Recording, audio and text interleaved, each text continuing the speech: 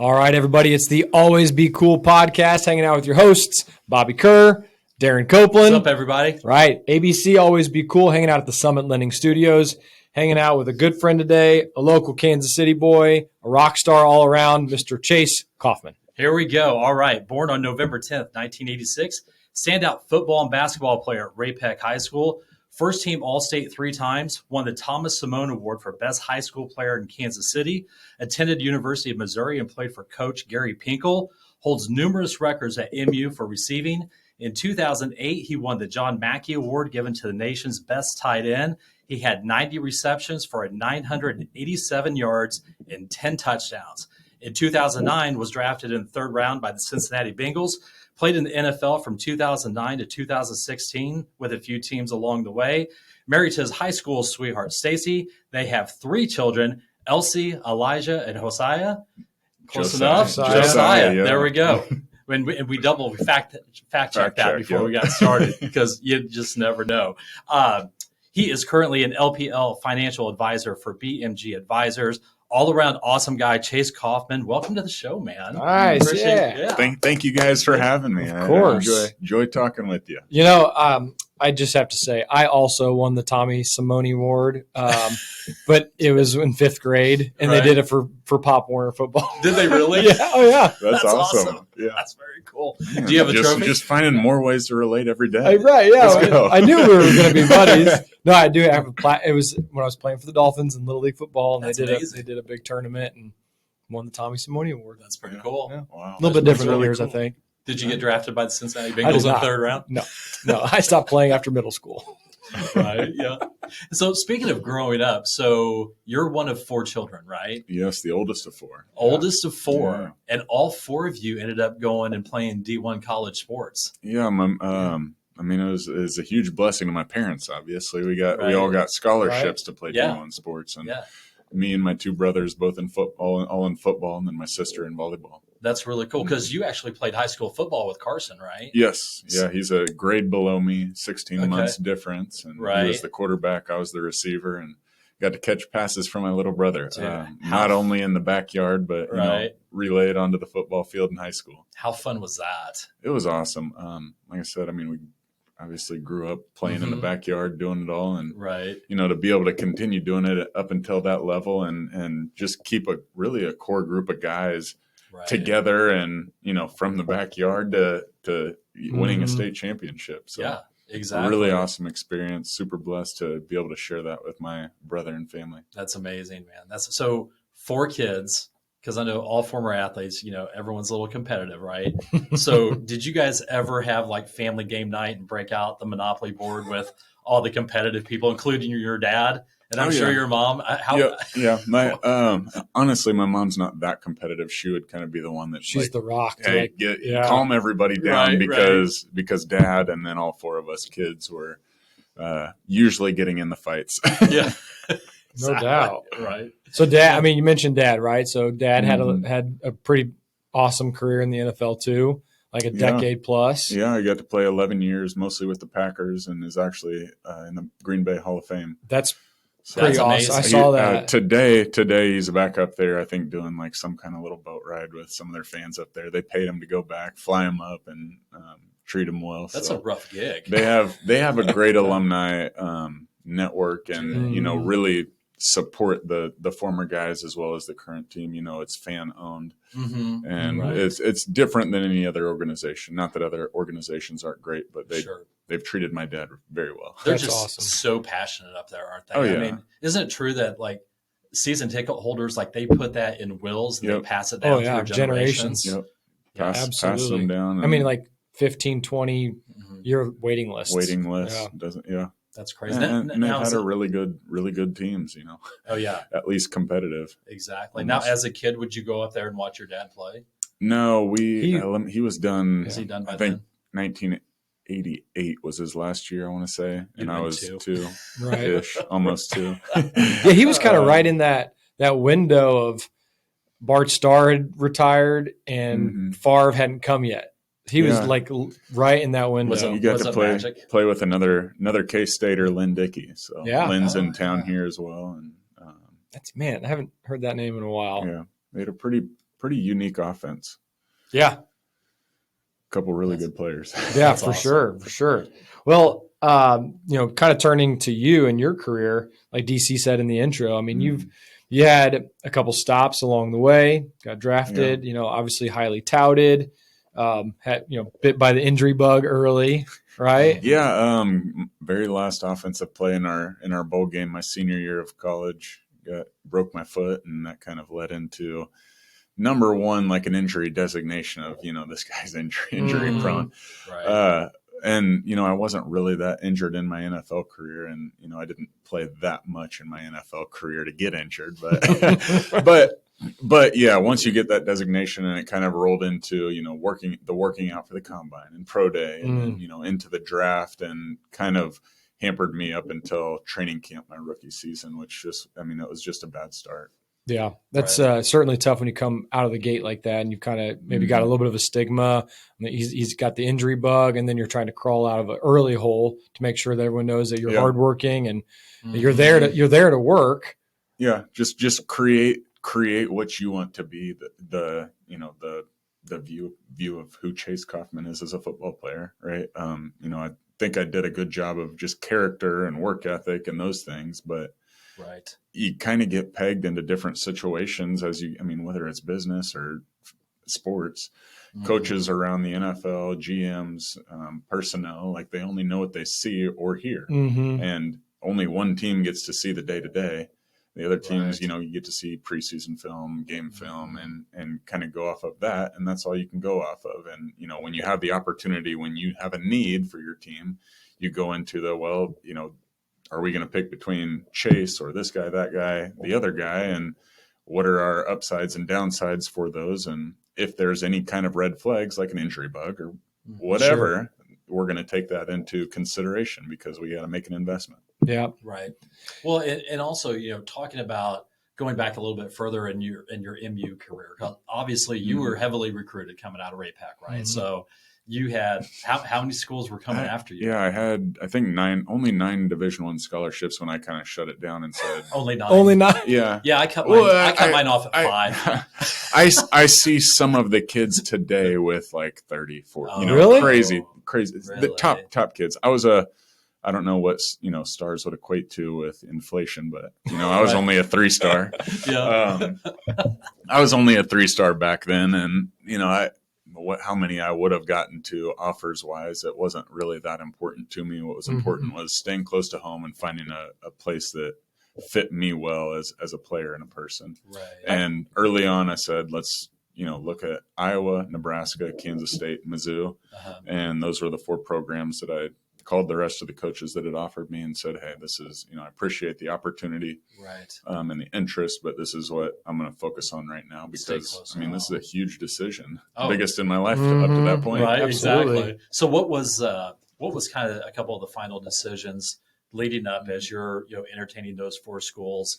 What kind of pushed you over the edge to pick Missouri at the time? Yeah, Mizzou's coaching staff, Andy Hill in particular, who was the Kansas City area recruiting coach, and he's now one of the special teams assistants with the Chiefs, was a big part of getting me to Kansas City. To Mizzou. There was a lot of Kansas City guys at the time that were also offered scholarships. We had a pretty good group of guys in the Kansas City area, Blue Springs, Rockhurst, North Kansas City.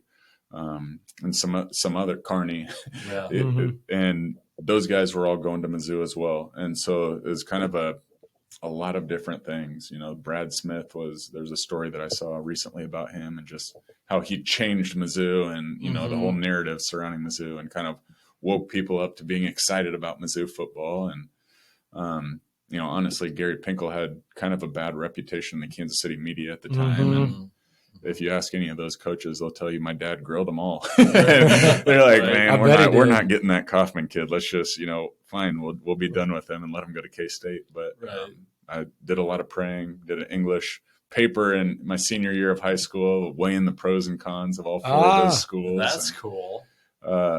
Yeah, like I said, prayer was one of the biggest things, and kind of weighing what kind of offense, what kind of team fits me well. Sure.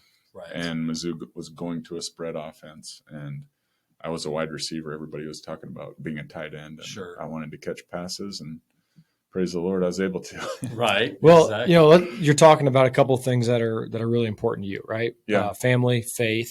Right. So I've got a recruiting question for you. So I think this can translate into business and sports, whatever it is, dating someone, whatever you're recruiting them, right? Yeah. You mentioned those different schools that were kind of trying to get you to commit to them.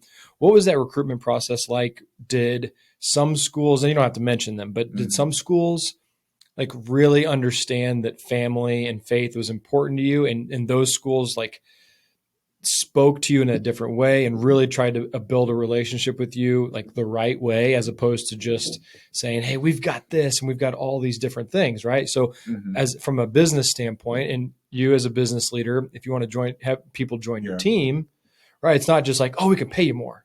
Like that doesn't move the needle. So what was that recruitment process like for you from those different styles of recruitment? Yeah.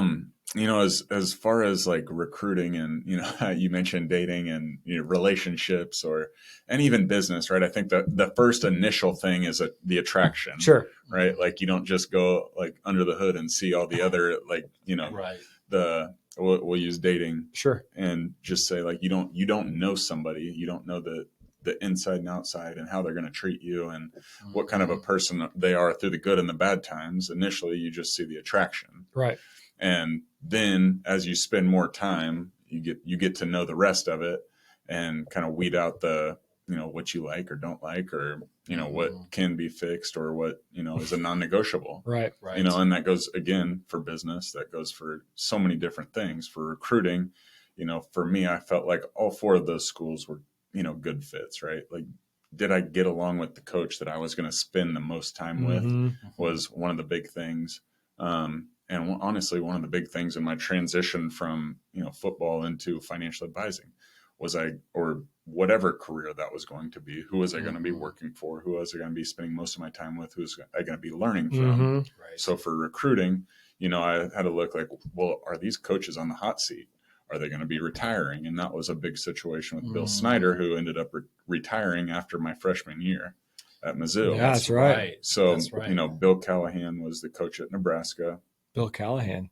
He was also coached the Raiders, right? Yeah. Yeah. He was kind of on the hot seat a little bit, wasn't he? Yeah. I mean, but again, Coach Pinkel was too. That's a good point. Yeah. And Coach Pinkel, as you may or may not know, is getting inducted into the College Football Hall of Fame this year. That's awesome. It was a pretty good run for him after bouncing back off the hot seat. Well, I mean, that was quite the run. I mean, when you committed to MU, I mean, you guys started having a heck of a run for those few years. Oh yeah, we had a lot of, again, from the top down, athletic department and all the way down to the people that were cleaning up the weight room. Right. Right. Like everybody bought in and held each other accountable and did their work in a way that was, a championship level. And Coach Pinkel, I think, did a great job of making sure that everybody understood that was what was expected. That's the direction we're rowing in, and you better be coming in the same direction. Yeah. And then Kirk Ferentz, who's still at Iowa and has built a pretty good legacy up there. Yeah. So, then it kind of went to what kind of offense, who's going to be my tight ends coach, who's going to be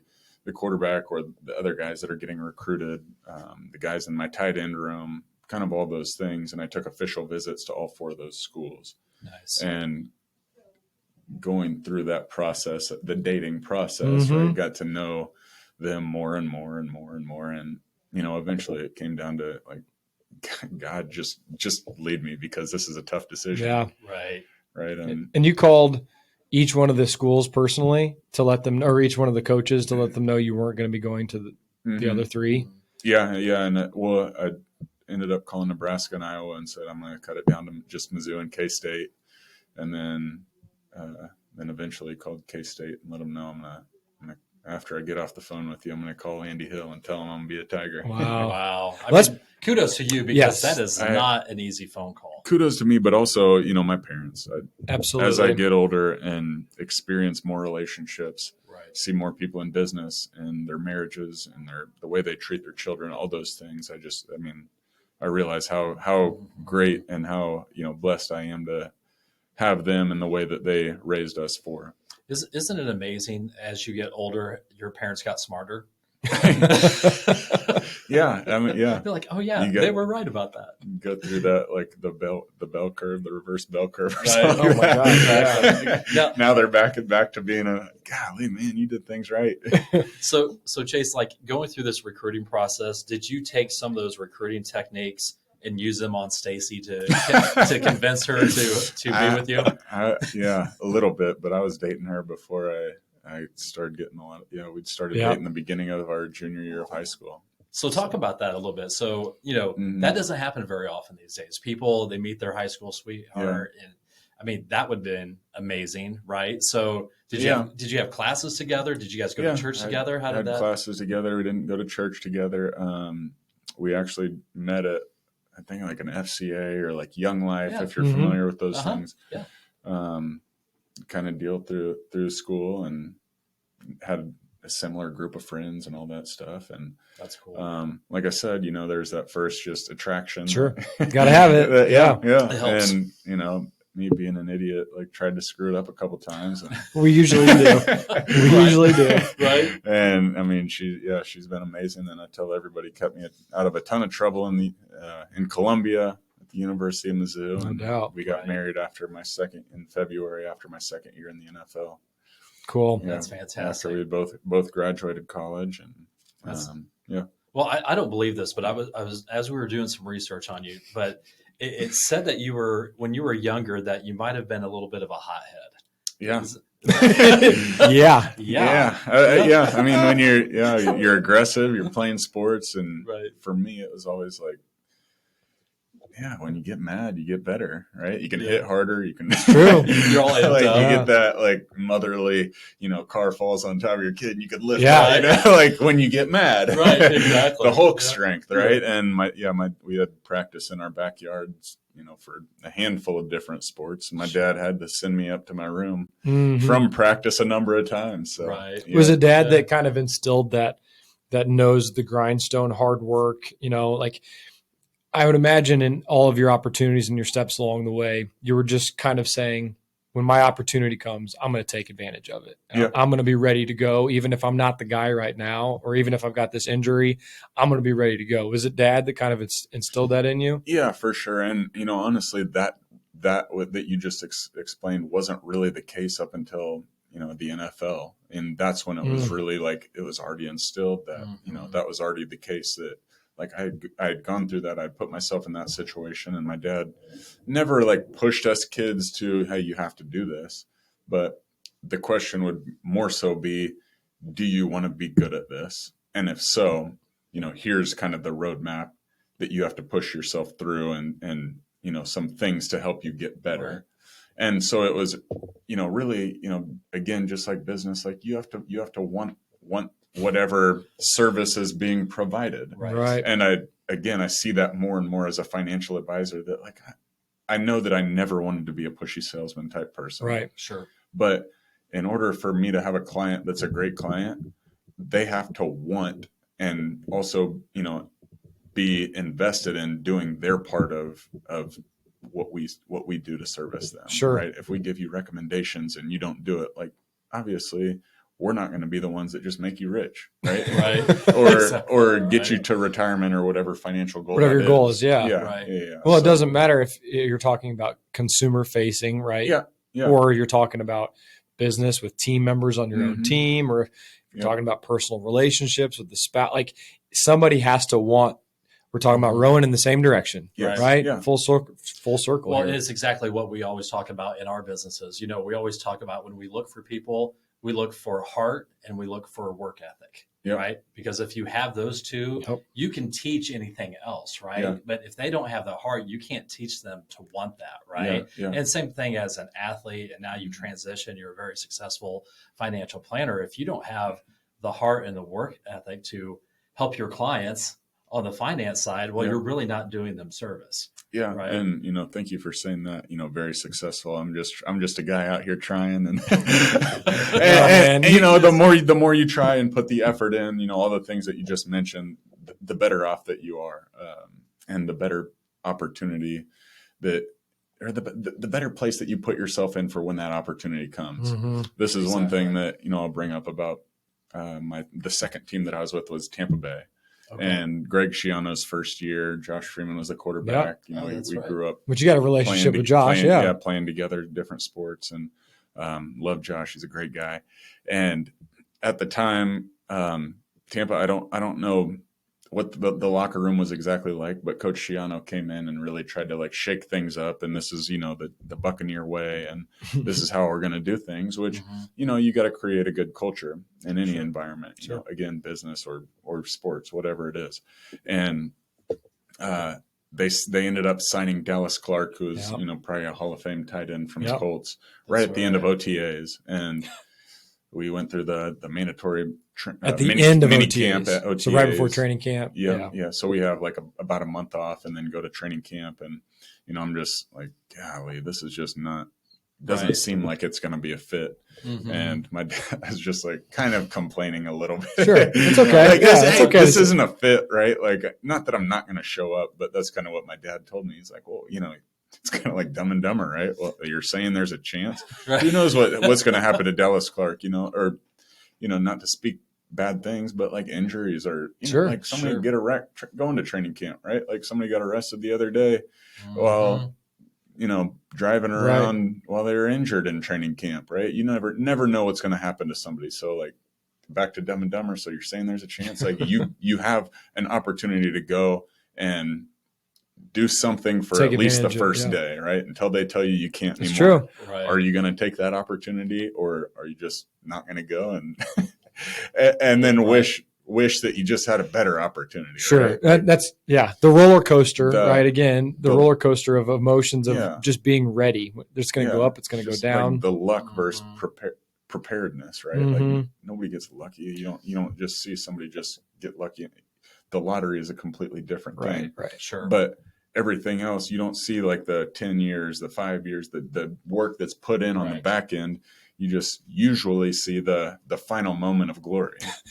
Okay. So you're talking about that right there. We mentioned this, you know, in a lot of different episodes, and that's why it's hanging in here, because it's also hanging up in both of our offices. What you're talking about is the success iceberg. Right. Everyone sees Chase Coffman, the NFL tight end, the collegiate All-American, but nobody sees all the hard work and the 15 years of playing, or you start playing a little bit later, but the 10 years of playing football growing up, and the sleepless nights and the rejections and the sacrifices. Yeah. Right. Cut 12 times. Well, that's what we always say. You know, the word that we just can't stand around here is lucky, right? Yeah. Like you weren't lucky in high school. You weren't lucky in college. Like you put in the work, right? Yeah. And, you know, don't get me wrong. Like there's luck that goes into it, but you don't take that step unless you're prepared when that opportunity comes. Right. Sean Casey, I think, had a quote. I hope I'm not messing this up, but he said on the show that preparedness is the mother of luck, or something to that effect. Right. Like, you know, there's really no luck. It's just how prepared were you when the opportunity came. Right. Yeah. Well, and another one that he said, he was on the show last week, and Sean Casey on MLB, he's just fire, right? I'm sure. I mean, this is his job, right? Sitting in exactly. Exactly. He's just amazing. But what was it, Bobby? He says, it's okay to suck, but it's not okay to skip. Yeah. Right? Yeah. It's literally been my motivation every day since we got to hang out with him. So if you know, we all have off days. You're going to have your bad day. If you have your off days, it's okay to suck, but it's not okay to skip. Yeah. And as you know, being a professional athlete, I mean, a lot of it is in between the ears after a while, right? That mental fortitude that you have to go through. And in fact, let's talk about that, just because we love to talk about leadership and helping the listeners out there on, you know, getting better, whether it's, you know, sports or family or work life, but kind of talk about that going through the NFL and, you know, being through a few camps. Yeah. How was that? How did that help you build up your mental fortitude?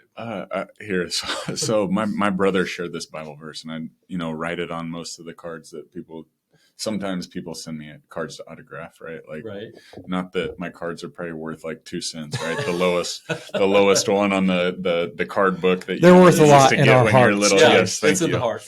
But I write this verse. It's Galatians 6:9. It says, "Do not grow weary in doing good, for at the proper time you will reap a harvest if you do not give up." And, you know, go into that same thing. It's like, don't grow weary in doing the good thing, the right thing, the things that are like so cliche for me to say as a financial advisor, but compound interest, right? Compound interest works play the long game in so many different aspects of life, right? Not just money. And the more that you keep doing the right thing, the more opportunity for luck that you have. Right. But if you give up, right, you're going to miss that end compound interest that, if you've ever used like an investing calculator or something like that, like the end times is when the biggest rewards come, the biggest gains come. Because you haven't given up. Well, it kind of comes down to our motto, like always be cool, right? Yeah. Because again, always being cool, because when you're kind to people, as we know, everyone goes through different things in life, and you just never know when you're going to touch someone who might be having a bad day. Yeah. Right. And, the karma, the compound interest coming back to you later in life is fantastic. So just like what you're doing right now, everything you're doing on the financial side, you're just laying that groundwork for that future harvest coming down the road. Oh, for sure. And, we have a similar, do good by doing good. That's our office motto, right? Yeah. Same thing, really. Awesome. Like you're going to keep showing up and doing the right thing, whether it's, ultimately like giving back to you or not, you're doing the right thing for other people. Right. And, you say I'm a successful financial advisor and all that stuff. We have a great team, and, I obviously couldn't do it without them, probably the same way that you guys work. Yeah, 100%.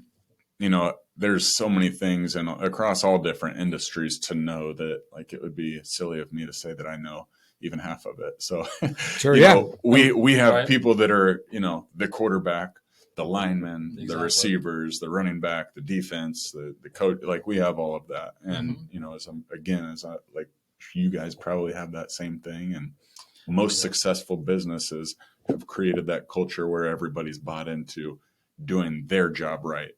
And back to sports, you hear a lot, just do your job. You don't have to do everybody else's job. Don't do three people's job, because then you're not going to do your job well. And I think that when you get on a good team, everybody understands that, and everybody, shows up and doesn't quit. Right. Like that's where it's like, hey, look, we know you're going to have sucky days. Right. We know you're going to have failures. You're human and you're flawed. Exactly. Right. Well, and it's the same whether it's an office environment or the clubhouse, right? Yeah. If people love you and, pick you up on the days that you're down, it's just like in any business, you're only as good as a couple of things, only as good as the systems that you have in place. And then you're only as good as the team that you have around you. Right. And we've experienced that a lot. As good as the weakest team member that you have, for sure. True. Own it and show up the next day. It's like you can suck at it. That's fine, but just don't skip. Yeah. Right. Don't skip. Don't skip. Not a single day. That's absolutely right. So I actually had a question, and we've kind of covered it already, but I think if you want to add anything to it, that's fine. We'd love to hear your opinions, but whether it's financial markets, we're talking about interest rates or inflation or recession, whatever that it is, but that and football, maybe just speak a little bit about the ability to pivot. And, things aren't going perfect right now. Like you talk about compound interest, right? I think that's the perfect segue. I'm not sure. Hopefully you haven't had any clients that said, this market has sucked for the last 6 months. I'm pulling out, right? Yeah. But people do because of fear or whatever their personal things are that's holding them back. So I think whether it's the football or financial markets or whatever business, pivot, maybe speak a little bit to the importance of pivoting and not skipping. Yeah. It's that same, like, don't skip attitude, that mentality of don't quit. But, for me, that's always been like praying, God, show me, because, sometimes I'm too much of a knucklehead that I'm just going to keep beating my head on the door and try to get through it, right? When it's never going to open. Right. So show me which way to pivot, right? Bring different opportunities and then assess what those opportunities are. Because a lot of the time when you pivot, like you still need to have a plan when you go with that pivot and just jump ship from the other plan. So to the money issue of pulling your money out of the market, like, okay, we understand that this is really messing with your mind and maybe you need to pull your money out, but let's have a plan of what we're going to do and how we're going to get back in or what the case is. Now, we don't probably pulling your money is not the best thing. Right. No. I want to say that. Yeah, exactly.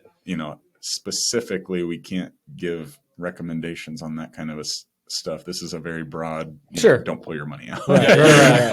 Well, I think the important thing that you said was like, if you're going to pivot, this is the small writing in the bottom of my email, signature. Right. All the disclosures. Yes. Now, I would like to talk about money just real quick with you, and I hope this is okay for me to bring up. Okay. Yeah. All right. So you know what's going to happen. Because there was a time that you had $30,000 more dollars in your pocket, right?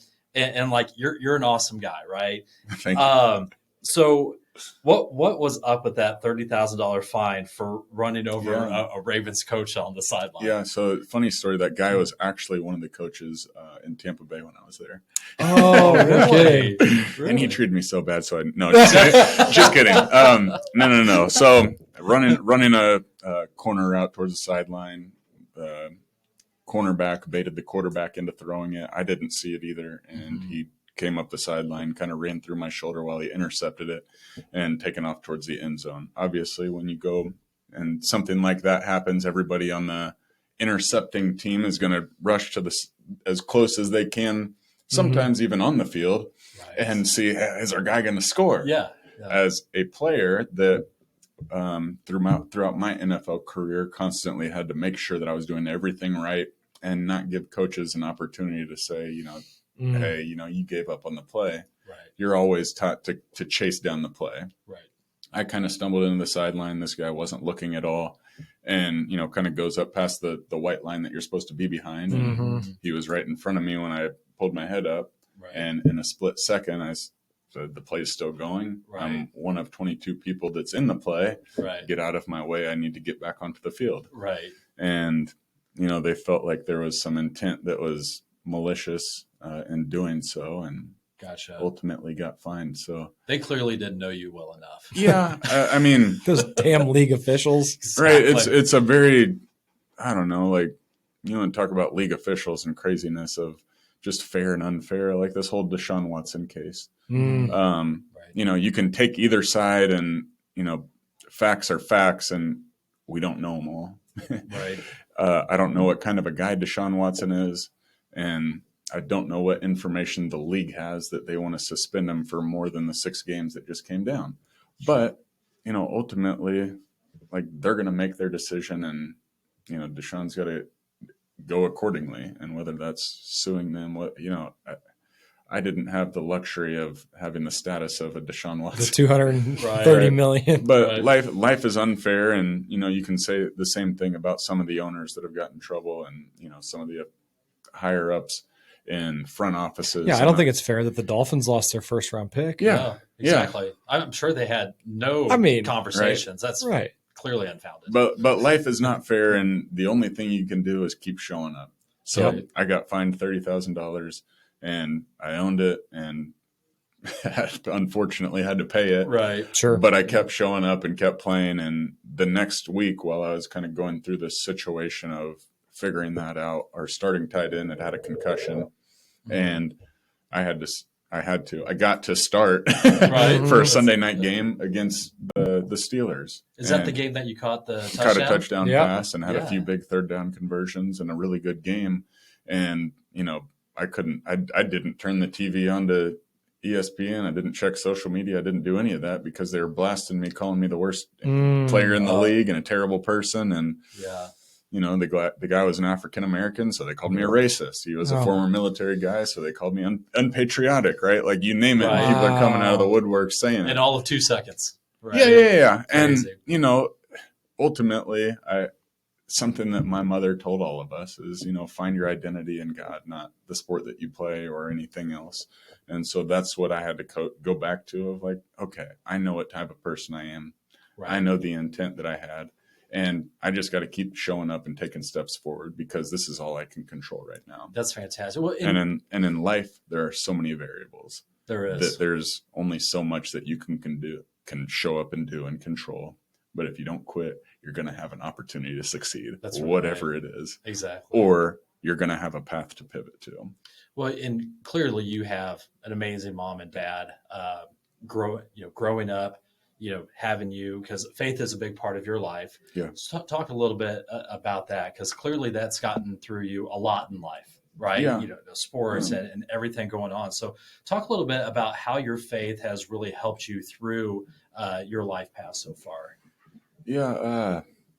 I mean, growing up in the church and going to FCA football camp and sports camp and getting kicked out of practices and all that, right? Like, I mean, ultimately just loving others and being loved by God, right? Like the more that you show people what the Bible says about who God is, right? And those values, those principles are all things that are productive and proved to be leading to a good life and an enjoyable life that helps you and that helps others, right? Like you're going to go through circumstances and to continue being joyful through those and keep showing up, right? Like that's a big part of Christianity. And, I'm going to say this of like a disclosure, like I'm not perfect. I'm far from it. Sure. And, if you grill me on all kinds of Christianity and biblical stuff, like, some people are probably going to have way more of an upper hand and proving me wrong and what I think is wrong. So,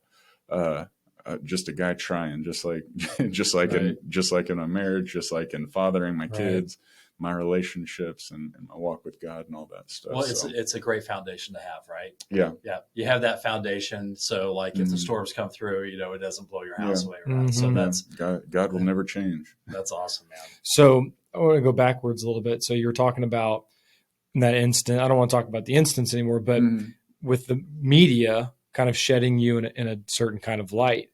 So you brought up an interesting thought for me. Obviously, every single day in the 24-hour news cycle that we have, especially with sports, like whatever is the hot topic of that day is just going to get pounded. Yeah. So whether it's Deshaun Watson or whether it's you on the sideline or whatever or Dolphins losing a first-round pick. Yeah, whatever it is. Stuff. Tua can't throw the ball, whatever it is. Like it's always going to get magnified, good, bad, ugly. So from a professional athlete standpoint and from a collegiate athlete standpoint, how do you tune that out? Because I think it can even translate to something as small as an office, right? If people talk or there's drama, there's always somebody holding pepper spray instead of pom-poms, right? So how do professional athletes kind of start to tune some of that stuff out?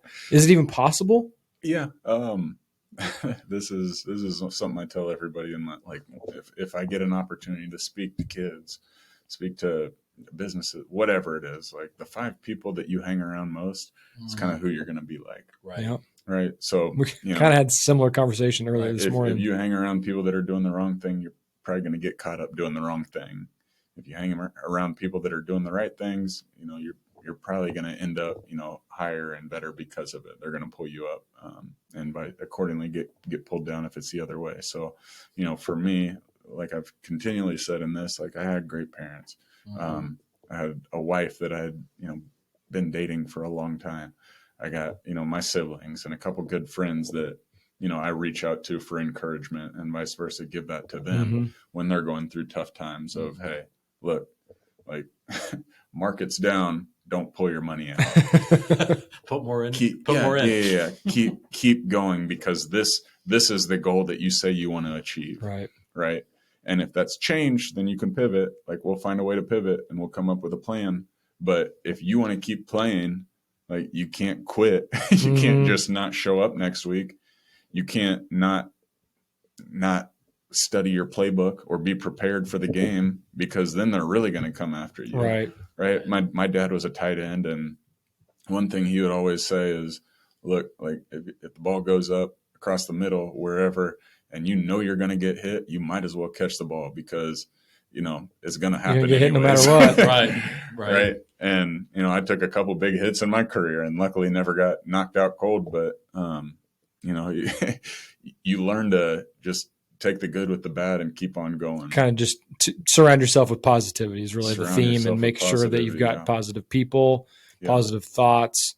You said people that pull you up. I'll let DC kind of, we say it on the show a lot, but. Right. It's our elevator and basement people, right? Yep. Always hang around the elevator people that are going to bring you up, take you to another level. Stay away from those basement people because they're down there. They want to pull you and your happiness back down with them. So Yeah. we're like in our circles, we're very, very conscious about our had a culture. team meeting on Tuesday with this exact conversation. Exactly. Right. And we hold, our values true to that. Like if someone doesn't fit a certain culture, just like a clubhouse, right? Yeah. It's like having a cancer in the clubhouse and you just can't have it because you can clearly see no matter what sport it is, baseball, football, basketball, there's a lot of teams that might not necessarily have the top talent, but if they have that X factor and they work in harmony, man, they'll outproduce them. Yeah, right. For sure. It's like if you want to go somewhere quick, you go by yourself. If you want to go far, you go together. Right. That's a good quote. Sometimes it takes time, but ultimately, if you have that good environment, it's going to be so much more of a stable environment. Right. Mm-hmm. And the base and the groundwork has been laid to continue. Right. Instead of just to get far and then kind of peter out. Exactly. Potentially, right? Like, so you mentioned in your last comment in our last conversation something about you took some big hits, but luckily it didn't suffer too much damage. You seem like only time will tell. Really. Say your mind seems pretty clear right now. But obviously, I'm sure you've been affected with people that you've known. And I know, I think even on Twitter recently, you share a lot of stuff of Jeff Allen. Yeah, Jeff's a good dude. Jeff, and former offensive lineman for the Chiefs, and he has shared a lot about awareness of safety in football and losing team members and people at a very, very young age. So I know you were not allowed to play football till you were like 12, right? Yeah, 6th grade. So was that, and that was by design, I assume, by your parents? Yes, my dad felt like there wasn't a big reason to play earlier than that. Learning technique from the right coaches was one of the most important things as far as like putting on pads and helmets and stuff like that and actually hitting, because there is a lot of opportunity to get seriously injured in the game of football, especially like head and neck injuries. But to all the parents out there, right? Like if your kid is going to make it, they're going to have some gosh dang standout talent that you're going to notice. Right. Pretty early too. And if you start them in 1st grade as opposed to 6th grade, it's probably not going to be that big of a difference if they're going to make it. Now there is always like the hard work and like, these guys on the fringe that are, maybe they make it, maybe they don't, but those are the guys that, because of the work that they've put in, all the things that we've already talked about, because of the work that they put in, because of the specific opportunity, right? The school that they go to and the opportunities that they get there. And, some of the different things that happen with the draft or a GM just liking them, like that's the fringe. And that's still like such a small amount of people that actually start playing the game. So I don't know that, starting earlier or later is that big of a head start in the game, in football and probably in anything. Do you and your dad, or does your dad ever speak about the game and the differences of the game now versus when you played versus when he played? I mean, obviously if we're talking about CTE stuff and those guys, those helmets were just a shell basically that he was playing with. Yeah. I mean, every year they're trying to make it safer and safer. It seems like, and, obviously adding another game is not safer, but that's like the risk reward potential that we all have to deal with in life, right? If you don't have to play the game of football. It's true. You can walk away at any time, and guys are doing that now, which is, a testament to using your platform and to go into something that maybe you do have a passion outside of football for, right? And it's not just a job for you that, not your only identity. Yeah. Not your only identity, but I mean, it is a heck of an opportunity and a heck of a thing that can set you apart for years and years to come if you have that opportunity. Right? Yeah. So Chase, what about this? Do you have any humorous stories that you can actually share, like rated G, PG-13? Do you have any like funny stories, whether it's a clubhouse or training camps or anything like that always kind of stick with you? Yeah, well, I mean, if you want to go in, the HBO archives and watch Hard Knocks 2000. I was going to bring it up. I'm glad you did. 2009. Yeah. I was getting cussed out on there quite a bit. Right. And one of my coach, my tight ends coach that was doing the cussing out, Jonathan Hayes, he actually played with my dad, and that's right. He's a great guy. But silly saying that, right? That I got cussed out so much. But we were at my very, very first preseason football game. We were playing the New Orleans Saints in New Orleans. And, if you've ever been down there, there's a lot of restaurants that have open fronts to the street. Gotcha. And, there's usually a menu kind of outside that says specials and has, what they serve. And, hey, well, let's look at this place. What do they got? I think we'll go on inside, right? And my coach, along with some other, I don't know if they're coaches or whatever, was sitting in a table very close to that menu that was like for people on the outside to see. Right. And this is the night before the preseason game. So you always travel the day before. Okay. Night before the preseason game. Usually guys go out to dinner, especially in a place like New Orleans that has such great food. And there's some people that were looking at the menu, and all of a sudden, as I got back to our team meetings that night, my coach is telling me this story. He's like, man, you're going to be in trouble once we start practice again, because I was at this restaurant and some folks came by and they started yelling at me because they were looking at the menu, and then they see me behind the menu and say, wait, you look familiar. You're that coach on Hard Knocks that's cussing out that young man all the time. And then awesome. His mother also called him about that and said, I did not teach you to have a mouth like that. That's hilarious. And so he took more of it out on me, when we got back to I bet it did. Right. Yeah, there's a montage out there somewhere where it's just, what the F, Chase? Yep. What the F are you doing? Yep.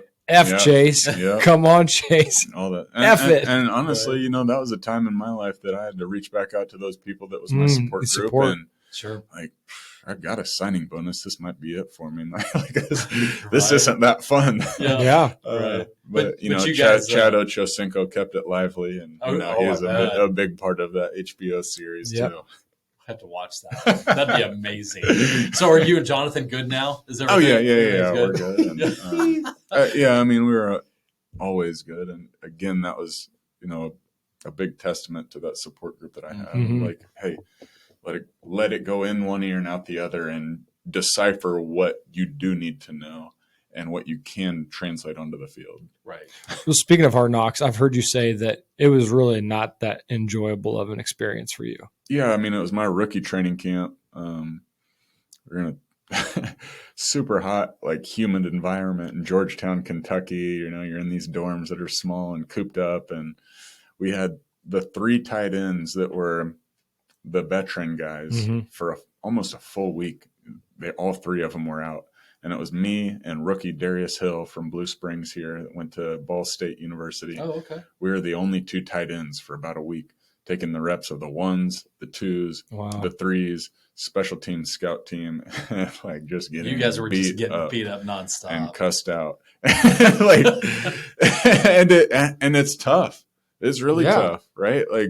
And I keep telling myself throughout all areas of life, and as I have gotten into this career of financial advising, anything good is not going to come quick, and it's not going to come easy, or everybody would be doing it. So just like we have gone back to a couple times, don't quit, don't skip, right? Or you're not going to get that reward that comes when you stick it out through that stuff. Exactly. Well, and the cool thing is now, is you being a financial planner, your clients probably don't cuss at you on TV, right? They probably don't record that, right? Yeah. I mean, that's got to be a big deal. Especially for, young, starting your career. Mm-hmm. That's, I mean, and coming off of, like you said earlier, a John Mackey Award season where, I was considered the best tight end in college football. Right. Yeah. Right. And you're just getting chewed up. Well, and let's talk about that a little bit. So, injuries, you can never plan for them. They can happen anytime, right? And, it's just like in life, people can have injuries and things come up. But, you broke your foot on, your senior year, and you were unable to go to the NFL Combine. Right. Yeah, unable to participate in it. I was there getting poked and prodded by all the doctors. Right. But you were still drafted in the third round, which is amazing. Yeah. So what was that like? I mean, going through an experience of going through the NFL Combine, where did you have to do the Wonderlic test? Yep. Did the Wonderlic. I honestly don't know what I scored. Right. We're not going to ask you anyway. We wouldn't know it. I mean, I got a 36 on my ACT. Apparently, that's okay. Good. All right. Apparently, somebody leaks all the scores and all that stuff, anyways. But that's not supposed to happen. The fines aren't supposed to get out. That's supposed to be private information. So always gets out. I don't know who your source is. Right. Allegedly. So, but I mean, that had to be just kind of a different experience to go to somewhere like that where they're just poking and prodding and asking questions and all the coaches. I mean, I've never spoken to anybody about. We've hung out with athletes, and I've never spoken with an NFL player specifically about the Combine. So, maybe just shed some light on what that's like for a college kid. If you have ever been to a cattle sale, cattle auction, it really is. I mean, they talk about it like that, and it really is, right? You're all there in the same outfits. I had TE number 5 on mine. They go by alphabetical order, and I was the 5th one of the tight end group. Yeah. And you give your sweats, your sweatshirt, a bag, kind of the gear that you wear, and see them, doing all this stuff in, and you have it laid out, and you go from one thing to another. Doctors, Wonderlic, on-field activity, interviewing with coaches, kind of that recruiting-ish process of them just getting to know you and talk you through different things. Some of the teams, and it may have changed. This was my experience. So some of the teams, they all have their rooms around the hotel that you're staying at, and you go in and just kind of meet the GM, meet the head coach, meet the people in meet the tight ends coach for me, or the offensive coordinator, and they say, "Oh, well, draw out these plays, draw out your favorite play." What was it's very similar to the interview process that maybe you guys know, or I've experienced, and just kind of try to figure out the kind of guy that you are, the kind of character, everything that they've heard, whether, hey, you got in trouble in college, right? Tell me about it. Like we had talked about my situation in the NFL. Tell me about what happened, right? I want to find out what kind of a guy you are. Yeah, hear it from you. Because we are potentially, we're thinking about making a big investment into you. Right. And if we think that there's going to be an opportunity for you to get suspended doing something stupid, or, injury prone, or maybe you don't know the playbook, and your other receiver or offensive lineman or whoever you lined up to is the one telling you all the plays. Right. We want to know all this, as many things as we can. No stone unturned. Well, you got to do your due diligence, right? It doesn't matter if you're an NFL team or if you're a mortgage company. Exactly. Yeah. And you don't want to be that number 1 overall pick as a quarterback to the Raiders and decide never to read the playbook. Talking about Jamarcus Russell. Yes, exactly. Exactly. Oh man, I had a question about the Combine. That was really good. So I had a question for you as BK thinks of the other questions. So did you have any indications that you might end up in Cincinnati, or did you think you might end up in another organization? That was my question, by the way. No, so the Chiefs had just traded Tony Gonzalez, so I thought there was a real opportunity to be home. Wow. That would have been cool. Which would have been really neat. The Philadelphia Eagles, where Andy Reid was, they brought me in for a visit. That was the only team I visited before the draft, where I kind of went around and got to meet the staff and see the facility, and have a little bit more in-depth interview up there. They ended up drafting Jeremy Maclin and a tight end from Florida, I think Julius Ingram. I forget his name, but in the 4th round, of about 15 picks after me or something like that. So they were in the market. I think Atlanta was also in the market when I ended up there. And those were kind of the 3 teams that I thought and really wanted to go to. Right. I had no clue about the Bengals. Sure. Wow. No clue. Like, it was a surprise that they're the ones that drafted you.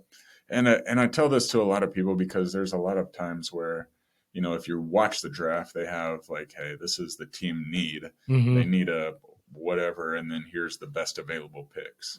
And, maybe that's not the team need, but this guy's slid down the list, and he could make an impact if he fits into their system. And, I don't know what the Bengals did or chose or saw in me, but I know Jonathan Hayes knew my parents. He knew who I'd been around him a little bit as a little kid. And knew that I was a hard worker and a smart guy. Right. Did I fit the Bengals style of play? That can be that can be argued all day, right? The AFC North is was a pretty ground and pound. For sure. The Ravens, the Steelers, Baltimore, Cincinnati, with the defenses that they had and the running backs and all the stuff that they had was. I don't know that was the best fit, right? Sure. But I was there, and that was the opportunity that I had. Absolutely. And I'm not gonna quit. Exactly. Right. So. Whether it's putting my hand in the dirt or running down on special teams or being in the wedge, which is no longer a thing. Like I'm gonna give it a try, my best try. Exactly. So who was whether it was preseason or during the season, with some of your stops along the way, who was one of your favorite quarterbacks to catch passes from? Matt Ryan, I think, was one of the best that I played, and I mean that was the best connection, right? Tony Gonzalez. After the first, I've spent 2 years with Atlanta. After the first year that I was with Atlanta, Tony was really considering retiring. So first of all, backing up, Tony Gonzalez, right? I grew up in Kansas City, and I get to play with a guy that I tried to model my game after. Between Tony and my dad, right? Like, that's pretty. I get to play with this guy in his last 2 years. So Tony was considering retirement, and he kind of ends up saying, "Well, look, I'm going to basically stay back with my family for almost all of OTAs and a lot of training camp. So other people are going to get opportunities." And that was really my opportunity to gel with Matt. And we had a great offseason together, great training camp together while Tony wasn't there. But then Tony showed back up, and my reps went back down again. The nerve of that Hall of Fame. Matt's a great guy. He is a great quarterback. And, I got to play with a lot of great quarterbacks, right? Carson Palmer, Andy Dalton, Josh Freeman, Matt Ryan. Let's see, in Tennessee, we'll also put this into context of if you get an opportunity to start in the NFL, you're pretty good, whether you're a bad quarterback or not. Yeah, Jake Locke or Charlie Whitehurst, who my dad played with David Whitehurst, his dad in Green Bay, and I don't know that this is a fact or not, but we claim the only father-son duo to throw and catch passes from each other. That's pretty cool. That would be something passes from Charlie in Tennessee. Marcus Mariota, Zach Mettenberger, and then went to Seattle with Russell Wilson and Andrew Luck in Indianapolis. So I got to play with some pretty good ones. I'd say so. Yeah, and that's a pretty good lineup. Yeah, and each stop that you went, I mean, you had some pretty damn good tight ends too that you were, either competing with or you were, button up against. I mean, you mentioned Dallas Clark earlier. You mentioned, or obviously Tony G, Delaney Walker, Central Missouri State University product, played for a long time. Jimmy Graham, some legit. Yeah, and Jimmy got hurt that's the reason that they brought me up there when he tore his patellar tendon. But great guys, great tight ends, and it's neat to share a locker room with those guys, and I'm sure you got to see what they do well and see how it could be implemented into your game, or if it's just completely I'm never going to be as fast as Delaney, so the things that he does are not the same as the things that I do to do well. Well, I think it's good. Like no matter what you're doing, right? You can pull pieces from. I'm going to learn something from. I learned things from you today. How you study, how you live, right? The people you surround yourself with, right? Absolutely, right. The people that you keep away, right? And you have to learn to do that, right? Yeah, we actually talked about that we had a team meeting the other day talking about this very thing about. How social media is so prevalent, right? Well, you have to guard that just like if they're in the office with you, right? So if there's the negative forces around there, or sometimes not everyone's cheering for you to be successful, right? Yeah. So you have to have your certain settings in life and boundaries, whether it's social media or in person, to make sure you kind of insulate yourself from that, right? Yeah, I mean, insulate yourself, but also understand the things that just don't matter. right? That's a great point, man. Yeah. Like keep going. You can hear it, but just don't hold on to it. Like when I was younger, and again, kind of back to this break my foot, going through the draft, combine, all that stuff.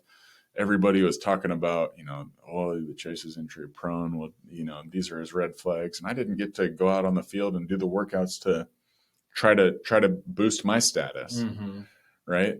Like all I could do was sit there and try to get healthy and tell the coaches what they hopefully wanted to hear. Right. And at that point, I was young enough and dumb enough that I was like, well, I'm going to prove you wrong because you said that, this is the type of guy you are. And that's not who I am. Right. Like, who cares? Right. Just go with the opportunity that you have. Let them talk. Like, they create drama on TV, online, like all this stuff. Sure. They stir that stuff and they get paid for it on because purpose. It sells. Right. Just be grateful for what you have. Be grateful for what you have. And ultimately, you're the one that creates the outcome, right? Just keep going and take the steps, and people will know what kind of a person you are by the fruit that's come from the work that you do. Right. And ultimately, that's just a continuation into life of, just keep on the path. You're gonna screw up. Right. Don't skip. Man, that's right. My brother said this when like Twitter. Twitter's Twitter, right? And if you don't have a picture, it's an egg. Or a lot of people have stupid pictures of whatever that doesn't show their face. Sure. Right. And you can get caught up all day of, getting in an argument with an egg. Right. Or, it just doesn't make a lot of sense, does it? You can just let it slip on by and you keep controlling what you can control. Right. Yeah. It's tough though. It's tough to wrap your head around that, especially I think a lot of people, maybe there's in a season of your life, as we like to say, a season of your life, maybe there's not a lot of great things going on for somebody. And so when one more thing or a comment on social media pops up, it's not a feather on your shoulder that you can dust off. Sometimes it feels like a brick. Yeah. And so it's really difficult. I think that's kind of the theme to bring it back full circle, is making sure that the 5 people that you're closest to are the people that are going to, the elevator people that are going to pull you up and not pull you down. Yeah. Whose voices matter in your life. Right. That's exactly ultimately, right. It's true. Ultimately, they're going to be the ones that, say the things that if they hurt, maybe they're true. Right. Maybe you need to look at your life and see, is that really truthful? Do I need to make a change? Right. And everybody else that says, anything that they want to say, like, you can let that slide. But if those people in your circle, if they say it, maybe there's some value to it. Oh yeah. Well, and that's why you want to surround yourself with good friends, because every now and then we all need a word of truth, right? Oh yeah. And like Bobby and I, like if anything were to come up, we can speak a word of truth to each other, and we're not going to get upset. It's more like, hey, you know what? You're right. And we were talking last week or 2 weeks ago with Sean Casey, and we're really big on our morning routines, right? Yeah. So getting up, starting off your day off right, doing some readings, getting some exercise in, and whatever it is for you, whatever your routine is, right, and just kind of get your mental armor on for the day, right? So if something comes and pings you or negative or anything like that, it's tend to bounces off a little bit easier because you have your mind and you have your body right to start off every single day. And he has an amazing app. I've been working with it, by the way. It's awesome, isn't it? It's extensive. And I'll add this to it is, the more that you do that and are consistent in it, right? Like missing 1 day or 2 days or 3 days is not going to be a big deal. Right. Right. Because you're going to jump back on and you're going to keep doing it. What's some of the things in your life that enable you to kind of make sure that it doesn't throw you off or throw you off the rails? Yeah. Like, what's some of your routines? The biggest thing is waking up and just doing morning devotion, just reading my Bible or a little devotion that I get on email or the Bible app. And that's the most important thing. Nice. And then right now I'm going through the CHFC program, which is Chartered Financial Consultant, similar to a CFP. And so I start into that reading and studying after my devotional. Right. And having kids has been one of the toughest things in my morning routine because you have 3 distractions running around. But our boys specifically that are 6, I mean, they've woken up anytime from obviously all through the night, but up and up for good at 5 o'clock. Oh, yeah. Like if I get up at 4:30 and they get up at 5, it's like, you know, like I can't get into my routine, but I've also learned to say, okay, they're up for a reason and they want their father's attention. Right. And need it. Want it and need it. Right. In order to have a good relationship for the long term. Absolutely. So for me, you know, going back to the pivot, like, okay, what do I say is most important in my life? And are my actions or my resources following that? And having a relationship with my sons, my wife, my daughter is way more important than having, you know, workouts consistently in the morning. And, you know, it sucks that workouts have fallen off, but that's not the most important thing. Exactly. Right. And, you know, I can combat that by eating healthier. And I love sweets. And, you know, I think that's something that my father and my mother have passed down to me as well. But you might know this, Chase, but did you know that today is National Chocolate Chip Cookie Day? We have some we have fresh baked ones from Linda in our kitchen. We got some amazing ones right over there. Well, to take away what you're saying, yes, the morning routines are so important, just like we've outlined, but even more so, it's what's taking priority and how can you marry the two. Marry your priorities with your routine so that you're set up for success. Because even if you have a kick-ass routine and you follow it step by step, great, I hit all my steps today. But if your priorities are out of whack, how useful is the routine? Correct. So that's so true. Yeah, good. That was a really good point. So figure out your goals first. Yep. And, you know, some of them aren't going to be the right goals. So you're going to have to go down that path and reassess. Absolutely. But, you know, if you're doing the things that lead to, you know, ultimately achieving those goals, it's not going to always happen in the same time that somebody else did. It's not going to happen the same way that somebody else did, but you're probably going to get there, right? Or realize that it's not the goal for you. Right. It's not best for your life. And then you pivot. And then you pivot to the new one. A lot of themes today. Yeah, it was really good. Chase, man, thank you so much for coming in today. Yeah, this is great stuff, man. Is there anything that you would like to throw out to any of the listeners? How can people find you? Yeah, how can they find you? So again, like you mentioned at the beginning, LPL Financial Advisor with BMG Advisors. We're on the plaza. That's what I'm doing now. And, you know, speaking wisdom and helping people in their financial lives, something that kind of touches every aspect of folks' lives. And I'm on LinkedIn. I'm on Twitter. What's your handle so they can find you? I'm Chase_Coffman. And it's a picture of me and my wife with our 3 little kids right after we gave birth to our last one. Awesome. Probably need to update that. But so if somebody wants to reach out to you like professionally to say, hey, I'm interested in some financial guidance, what's the best way to get a hold of you? LinkedIn. Shoot me a message on LinkedIn. Connect on LinkedIn or hit up my email, ccoffman@bmgadvisors.com. So and that's Coffman, Coffman. Correct. 2 C's at the beginning. Awesome. That's awesome. Very man. good. Man, thank you so much for hanging out with us. It's been a pleasure. You did a great job. We really appreciate it. I appreciate you guys having me. Yeah. It's been enjoyable and a lot of good things that you guys are doing that allow somebody like myself to be able to be a part of something neat. Awesome, brother. Man, thanks for coming in. We appreciate it. So much. This has been the Always Be Cool podcast, hanging out with Bobby Kerr and Darren Copeland and our great friend Chase Coffman. Find us on Spotify, Apple, Google playlists, as well as Instagram and Facebook at Always Be Cool Podcast. Awesome. Take care, guys. Soon. All right. Take care.